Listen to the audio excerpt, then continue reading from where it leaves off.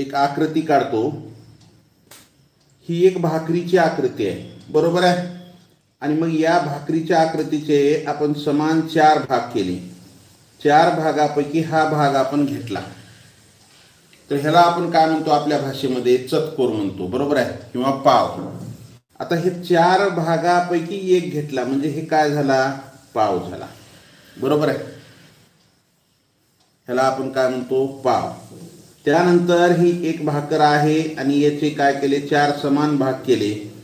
4 समान भागापैकी 2 भाग घेतले, तर ह्याला आपण काय म्हणतो, 4 भागापैकी 2, किंवा ह्या 2 भाग जातो बे 1 बे बे दोन्ही 4, ह्याला काय म्हणतो आपण 1/2 म्हणजे अर्धी भाकर. किंवा ही एक भाकर आहे आणि ह्याची अर्धी भाकर घेतली, तर ह्याला आपण काय म्हणतो, 2 भागापैकी 1 भाग, ह्याला काय म्हणतो आपण अर्धा. काय म्हणतो, अर्धा.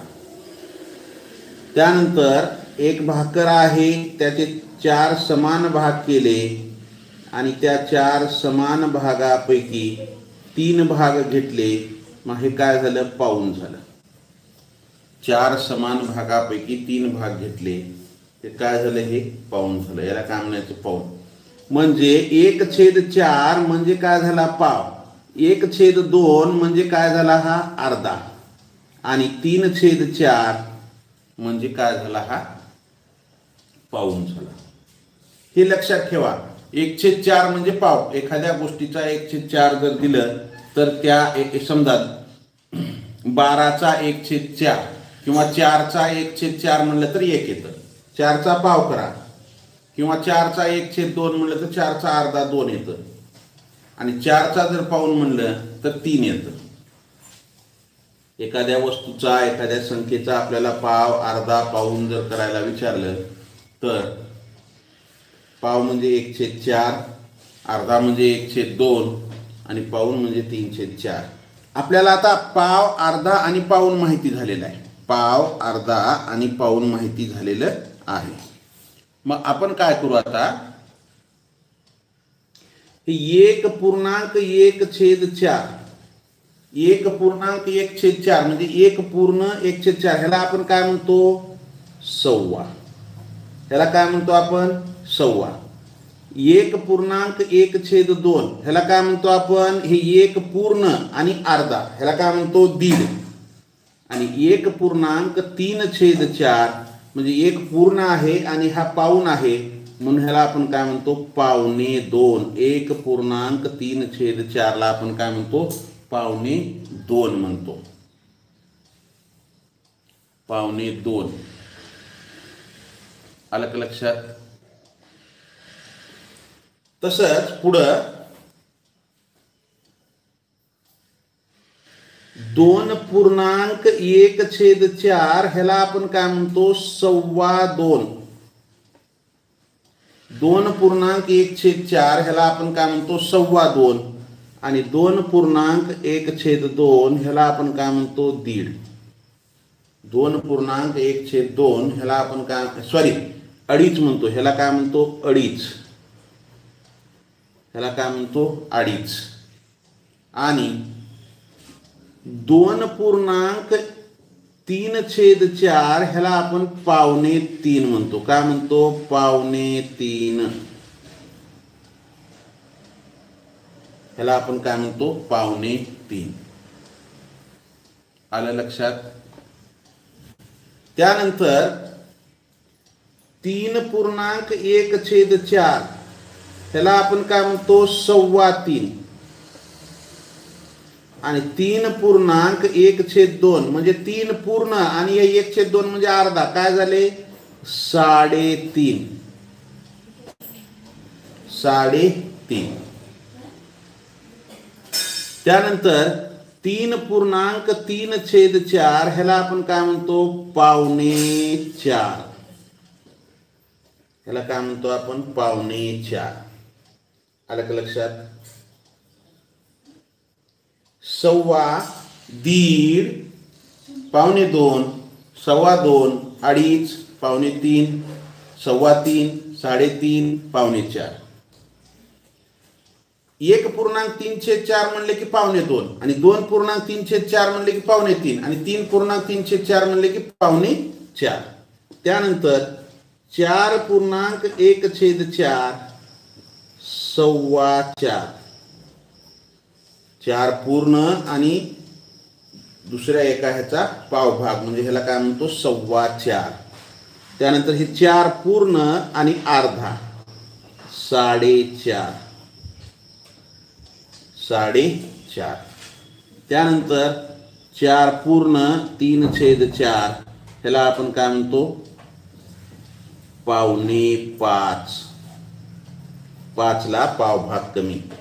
2.25 म्हणजे 2 पूर्ण भागाला पावभाग कमी आणि 3.25 म्हणजे 3ला पावभाग कमी. 4.25 म्हणजे 4ला पावभाग कमी. 5.25 म्हणजे 5ला पावभाग कमी. आलं का लक्षात? काय अवघड आहे का ह्याच्यामध्ये? काहीच अवघड नाही. तुम्हाला फक्त 1/4 1/2 1/4 म्हणजे पाव 1/2 म्हणजे अर्धा आणि 3/4 म्हणजे पाऊण. एवढ्या गोष्टी जर लक्षात ठेवला तुम्ही तर तुम्हाला अवघड जाणार नाही. 1/4 ज्याच्या पुढे लिहिलं एखाद्या संख्येच्या 12च्या पुढे जर समजा 1/4 लिहिलं हे 12.1/4 ह्याचा अर्थ काय होतो 12.25. हे सॉरी 12.25. 17च्या पुढे 17.1/2 लिहिलं 17.5. म्हणजे 1/2 ज्याच्याही पुढे लिहिलं ते काय होतो तो पूर्णांक आणि तो अर्धा.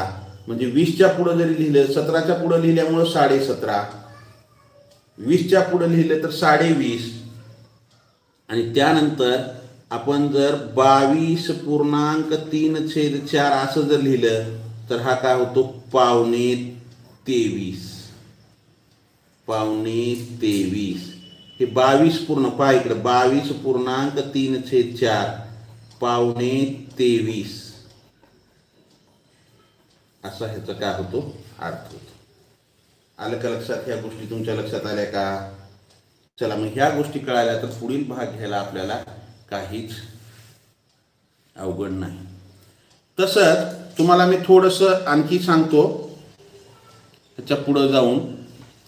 आता आपण काय केलं 1.1/4 बरोबर ह्याला काय म्हणलं 1.25 म्हणलं. बरोबर आहे 1.25. यालाच अपूर्णांकामध्ये कसं देतं पूर्णांकयुक्त अपूर्णांकाचं रूपांतर करून 4 1 4 आणि 1 5 5/4 5/4 म्हणजे काय झालं 1.25 होतं. म्हणजे एखाद्या वस्तूचे 4 भाग केलेत आणि त्यांनी 5 भाग घेतलेत म्हणजे एक पूर्ण आहे आणि दुसरा पाव आहे. त्यानंतर 2.1/2 हे काय आहे अडीच आहे. या अडीचलाच कसं लिहितात बेदुनी 4 आणि 1 5 5 दुनी हे बेदुनी 4 आणि 1 5 5/2 याला सुद्धा अडीच म्हणतात. याला सुद्धा अडीच म्हणतात 5/2. म्हणजे एखाद्या एक वस्तू आहे त्याचे 2 भाग केलेत. आता अशा एकापेक्षा अनेक वस्तू घेतल्या असतील त्यांनी त्याचे 2 भाग केलेत आणि त्यापैकी 5 भाग घेतलेत म्हणजे 2 भाग पूर्ण आहेत आणि दुसऱ्या एका भागाचा अर्धा भाग आहे. आलं लक्षात? 4.3/4 बरोबर ह्याला आपण काय म्हणतो 2.25. ह्याला काय म्हणतो आपण 2.25. तर मग याला आपल्याला कधी कधी कसं दिलेलं असतं 4 × 16 आणि 3 19 19/4 19/4. मग हे 19/4 म्हणजे काय होतं की एखाद्या वस्तूचे अशा एक वस्तू आहेत त्या प्रत्येक वस्तूचे काय केले आहेत 4 समान भाग केलेत त्याच्यापैकी 19 भाग घेतलेत. आता 4 समान भाग केले तर बघा ह्याचे 4 समान भाग ह्याचे 4 समान भाग ह्याचे 4 ह्याचे 4 किती झाले 8. ह्या वस्तूचे 4 किती झाले 12. ह्या वस्तूचे 4 16 आणि ह्या वस्तूचे 4 समान भाग केलेत पण काय केले हे समान भाग आहेत असं समजा ह्याच्यापैकी काय केले फक्त त्यांनी 3च भाग घेतले म्हणजे हे 4 आणि हे 3 करा. आता 4 आणि 4 8 आणि 4 12 आणि 4 16 आणि 3 19 भाग झाले 19 भाग. आलं लक्षात? अशा प्रकारे त्याला आपण ओळखायचं, किंवा याला आपण काय म्हणतो, 4.25. 4.25. चला कर. आणि विद्यार्थी मित्रांनो, मी जे हे 1.25, 1.5, 2.5 अशा प्रकारचे जे हे लिहिलेलं आहे, तर तुम्ही हे निदान 10 पर्यंत तरी लिहा. आपण काय केलेलं आहे, 4 पर्यंत घेतलेलं आहे, 4.25. त्यानंतर पुढे तुम्ही 5.25, 5.5, 5.6, 6.15, 6.15, हे 6.5, 6.7 अशा प्रकारे 9.10 पर्यंत तरी लिहा. म्हणजे काय होईल, नेमकं आपल्याला त्या गोष्टी जर आपल्या लक्षात राहिल्या तर काय होतं, आपल्याला पुढं त्याचं कॅल्क्युलेशन किंवा हा किती भाग आहे हे ओळखत बसण्यापेक्षा आपल्याला लागलीच लक्षात येतो की 9.1/2 म्हणजे 9.5 आहे. आता काही जण अति हुशार असतील तर त्यांना येत असेल, त्याचं काय आपल्याला माहिती नाही, पण ज्यांना येत नाही त्यांनी निदान ते तरी लिहा. कारण कसं आहे, आम्हाला समोर जेवढे विद्यार्थी आहेत त्या सर्व विद्यार्थ्यापर्यंत हे समजलं पाहिजे. चला पुढचं काय, 3.1/2 हे कसे वाचाल. 3.1/2 हे कसे वाचाल, तर 3.1/2चं वाचन आपल्याला करायचंय. तर काय करावं लागेल, 3.1/2 आत्ताच आपण पाहिलेलं आहे की हे 1/2 म्हणजे काय आहे, अर्धा आहे. हे 3 काय आहे, पूर्ण आहे. मग आता 3 पूर्ण आणि अर्धा म्हणजे ह्याला आपण काय वाचतो, 3 पूर्ण म्हणजे आणि पुढे अर्धा 3.5. ह्याला आपण काय करतो, 3.5 अशा प्रकारे वाचन करतो. उत्तर काय आलं, पर्याय क्रमांक 3. उत्तर काय आलं, पर्याय क्रमांक 3. ज्यांचं ज्यांचं आलेलं आहे त्यांचं अभिनंदन, ज्यांचं चुकलेलं आहे त्यांनी लिहून घेत चला. लिहायला वेळ लागत असेल तर स्क्रीनशॉट काढून घेत चला. चला, ऋतुजा मरपल्ले, मैंदाळ, कांबळे, पप्पू वंगाटे, कांबळे, रणपिसे, मेरगळ. चला, शरीव मेरगळचं कोण आहे रे बाळा, तू भाऊ आहे का. चला, आपल्याकडे गेल्या वर्षी एक शरीव मेरगळ नावाची मुलगी होती, खूप हुशार, पुणे जिल्ह्यातील. चला, पुढचा प्रश्न काय आहे, 7.3/4 याचे वाचन योग्य रीतीने करा. 7.3/4 याचे वाचन योग्य रीतीने करा. आता 7.3/4 याचं वाचन करायचे आपल्याला. सर्वप्रथम पहा, 3/4 म्हणजे पाऊण. 3/4 म्हणजे काय, पाऊण. आलं का लक्षात. 1/4 पाव, 1/2 अर्धा, 3/4 पाऊण म्हणजे 3/4 म्हणजे पाऊण. तर मग 7 काय आहे, पूर्ण आहे. हे 7 काय आहे, पूर्ण आहे. आणि हे 3/4 काय आहे, तर हे काय आहे, पाऊण आहे. म्हणजे 7 काय झालं, 7 पूर्ण आणि 3/4 म्हणजे ह्याचं आपण वाचन कसं करतो, 7.25. म्हणजे 8ला पावभाग कमी. 8ला पावभाग कमी. 7.25 याचं वाचन असं आपण अशा प्रकारे करतो. चला, बऱ्याच विद्यार्थ्यांचं योग्य उत्तर आलेलं आहे. 7.25 म्हणजे हे 7.25 पर्याय क्रमांक 4 हे उत्तर येईल. काय येईल, पर्याय क्रमांक 4. ज्यांचं ज्यांचं आलेलं आहे त्यांचं अभिनंदन, ज्यांचं चुकलेलं आहे त्यांनी लिहून घेत चला. लिहायला जर वेळ लागत असेल तर स्क्रीनशॉट काढून घेत चला. विद्यार्थी मित्रांनो, प्रश्न अवघड नाही, प्रश्न सोपे आहेत. फक्त अपूर्णांक हा तुम्हाला मी मुळापासून शिकवत आहे. याचं कारण असं आहे की ह्या जर बेसिक गोष्टी तुम्हाला माहिती झाल्या तर पुढं कशाही प्रकारचा जर प्रश्न विचारला तर तिथं तुम्ही अडणार नाही.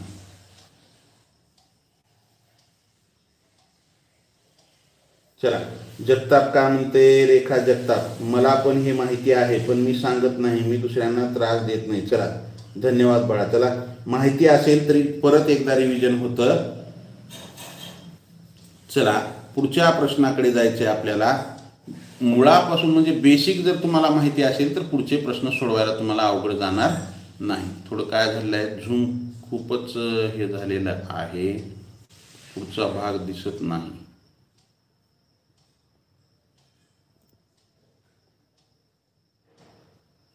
चला, पुढचा प्रश्न काय, खालीलपैकी कोणत्या अपूर्णांकाचे रूपांतर 4.5 मध्ये करता येईल. खालीलपैकी कोणत्या अपूर्णांकाचे रूपांतर 4.5 मध्ये करता येईल? पहा काय म्हणतंय, रूपांतर करायचे कशामध्ये? 4.5 मध्ये करायचे. मग आता 4.5 मध्ये रूपांतर करायचे तर ह्याला पूर्णांक युक्त अपूर्णांक आताच आपण पाहिलेला आहे की 4.5 आपल्याला काय येतं, तर पहा 7.2 ला जर आपण हे जर केलं तर काय येतं, 2×6 1 उरला, हे काय झालं 3.5 झालं, हे काय झालं 3.5 झालं. आपल्याला काय पाहिजे 3.5. आता 17/4 ला 4 चोक 16 1 उरला आणि 1, हे काय झालं 4.1/4 म्हणजे ह्याला काय 4.25 झालं. हे काय झालं 4.25. आणि 9/2 याचं जर आपण रूपांतर करू 2 चोक 8 किती उरला 1 उरला, 4.1/2 म्हणजे हे काय झालं 4.5. आपल्याला प्रश्नामध्ये काय विचारले, खालीलपैकी कोणत्या अपूर्णांकाचे रूपांतर 4.5 मध्ये करता येईल? तर 9/2 हा काय आहे अपूर्णांक, हे उत्तर आहे आपलं 9/2. याचं आपल्याला 4.5 मध्ये रूपांतर करता येतं. आलं लक्षात? चला, ज्यांचं आलेलं आहे त्यांचं अभिनंदन, ज्यांचं चुकलेलं आहे त्यांनी लिहून घेत चला. लिहायला जर वेळ लागत असेल तर स्क्रीनशॉट काढून घेत चला. पुढच्या प्रश्नाकडे जायचं आपल्याला. आपण अंकाचा अक्षरात केलं, आता अक्षराचं अंकात करायचं. खालीलपैकी कोणता अपूर्णांक 4.25 आहे? आता 4.25 म्हणजे आपल्याला कसा पाहिजे, 3 पूर्ण आणि पाऊण भाग. 3 पूर्ण भाग आणि पाऊण भाग म्हणजे 3.3/4 हे काय होतात 4.25. आता आपल्याला 3.3/4 येण्यासाठी या 13ला जर आपण, आता तुम्हाला सांगतो सगळ्यात सोपी आयडिया आहे. तर 4.25 म्हणजे काय 3.3/4. मग ह्याच्यापैकी 4 छेद कुणाचा आहे? पर्याय क्रमांक 1, पर्याय क्रमांक 3 आणि पर्याय क्रमांक 4. पर्याय क्रमांक 2 चा आहे का 4 छेद? नाही, कारण छेद जशाच तसे येणार आहे. मग आता राहिले किती 3. पर्याय क्रमांक 1, 3 आणि 4. मग आता याच्यापैकी आपल्याला या 4 ने जर भाग घातलं तर 4 त्रिका 12, हे 3 पूर्ण झाले. आणि पुढे आपल्याला 3/4 पाहिजे. मग बाकी किती उरू लागली? 1च उरू लागली. मग 1/2 हे काय झाला 3.5 झाला. येईल का पर्याय क्रमांक 1? येणार नाही. त्याच्यानंतर दुसरा तर येणारच नाही. तिसरा काय आहे 4 चोक 16, हे सॉरी 4 त्रिकम 12, 3 पूर्ण, किती उरले 12. 14 मधून 12 गेले, 2 राहिले, 2.4 म्हणजे हा 3.5च आहे. ह्याला परत बे 1 बे 2 4 म्हणजे हा 3.1/2च होतो. 4 त्रिकम 12, 2 उरले 4. पर्याय क्रमांक 3 सुद्धा येणार नाही. मग 15/4 म्हणजे काय होईल 4 त्रिकम 12, 3 पूर्ण आले, शिल्लक काय राहिला 3, शिल्लक राहिलेला अंशामध्ये आणि छेद जशाच तसं म्हणजे 3.3/4 हे 4.25 झाले. 4.25 कशामध्ये येतं 15/4, पर्याय क्रमांक 4. चला पुढचा प्रश्न काय आहे पहा. 6/15, 11/15, 7/15, 4/15 यात सर्वात मोठा व सर्वात लहान अपूर्णांक कोणता? मोठा आणि लहान अपूर्णांक आपल्याला यातला शोधायचा आहे. अपूर्णांक काय दिलेले आहेत 6/15, 11/15.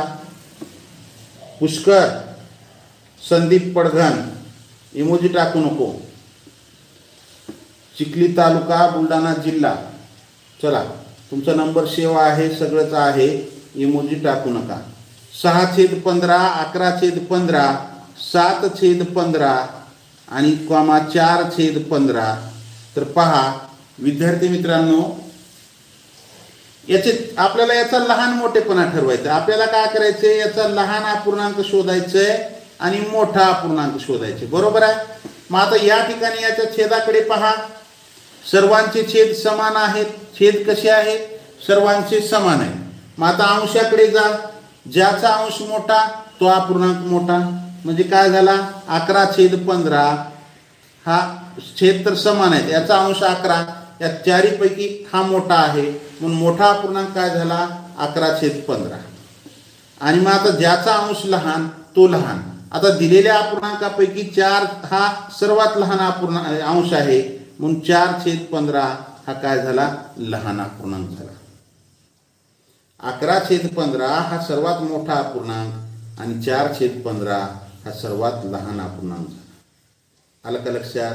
ज्यांचं ज्यांचं आलेलं आहे त्यांचं अभिनंदन, ज्यांचं चुकलेलं आहे त्यांनी लिहून घेत चला. लिहायला जर वेळ लागत असेल तर स्क्रीनशॉट काढून घेत चला. पुष्कर पडगण बाळा, चिखली तालुका बुलढाणा जिल्ह्यातले विद्यार्थी असं वागत नाहीत, कारण की माझ्याकडे 2 वर्ष झालं नवोदयाला विद्यार्थी लागत आहेत आणि 1-2 विद्यार्थी तर 3 वर्ष झालं क्लास करतात. पण असं त्या क्लासमध्ये व्यक्ती आणण्यासाठी इमोजी टाकणं, काहीतरी करणं, तुला ब्लॉक करायला वेळ लागत नाही. पण कसं आहे की तुझं नुकसान, तुझ्या आईवडिलांनी तुला ते काहीतरी तू व्हावं म्हणून तुला बसवलेलं आहे क्लासला, पण ते तू नाविलाजानं बसलेला दिसतोस. पण आम्हाला त्रास देऊ नको. ते तुला जर आईवडिलांनी जर बळजबरीनं बसवलं असलं तर तिथला राग इथं काढू नको, मी ब्लॉक करेन. चला, त्यानंतर पुढचा प्रश्न काय आहे?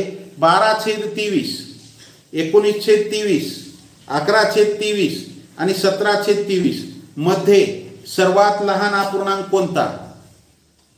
यामध्ये आपल्याला सर्वात लहान अपूर्णांक शोधायचे. काय आहे? लहान अपूर्णांक शोधायचे आपल्याला. याच्यातला 12/23, 19/23, 11/23 आणि 17/23 यातील लहान. या चारही अपूर्णांकाचे छेद कसे आहेत? समान आहेत. छेद कसे आहेत? समान आहेत. मग आता छेद समान असेल तर ज्याचा अंश लहान तो लहान. याचा अंश 12, ह्याचा 19, 11 आणि 17, म्हणजे लहान अंश कुणाचा आहे तर 11, म्हणजे 11/23 हा काय आहे? लहान अपूर्णांक आहे. हा काय आहे? लहान अपूर्णांक आहे 11/23. मग आपल्याला लहानच विचारले तर आपण मोठा पण काढू. मग मोठा काय येईल?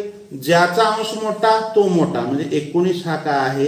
या चौघापैकी अंश मोठा आहे, म्हणजे 19/23 हा काय आहे? मोठा अपूर्णांक आहे.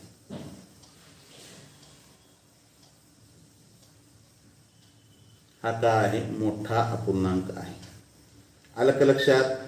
चला, ज्यांचं ज्यांचं आलेलं आहे त्यांचं अभिनंदन, ज्यांचं चुकलेलं आहे त्यांनी लिहून घेत चला. लिहायला जर वेळ लागत असेल तर स्क्रीनशॉट काढून घेत चला. पुढच्या प्रश्नाकडे जायचं आहे आपल्याला.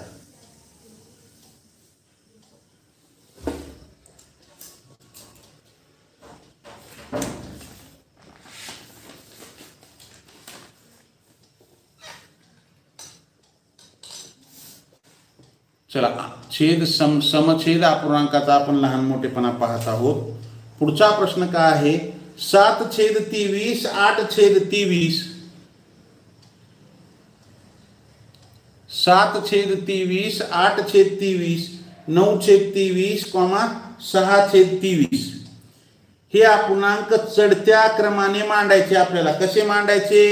चढत्या क्रमाने. काय आहे तर 7/23, 8/23, त्यानंतर 9/23, 6/23 हे अपूर्णांक आपल्याला चढत्या क्रमाने मांडायचे आहे.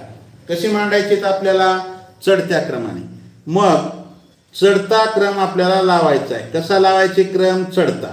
मग आता चढता क्रम लावायचा म्हणजे आपण संख्या ज्ञानमध्ये पाहिलेला आहे. संख्याचा लहान मोठेपणा, चढता क्रम. त्यावेळेस आपण काय करतो? सर्वात लहान संख्या अगोदर घेत होतो. मग इथेही तसंच करायचं. चढता म्हणले की सर्वात लहान अपूर्णांक घ्यायचा.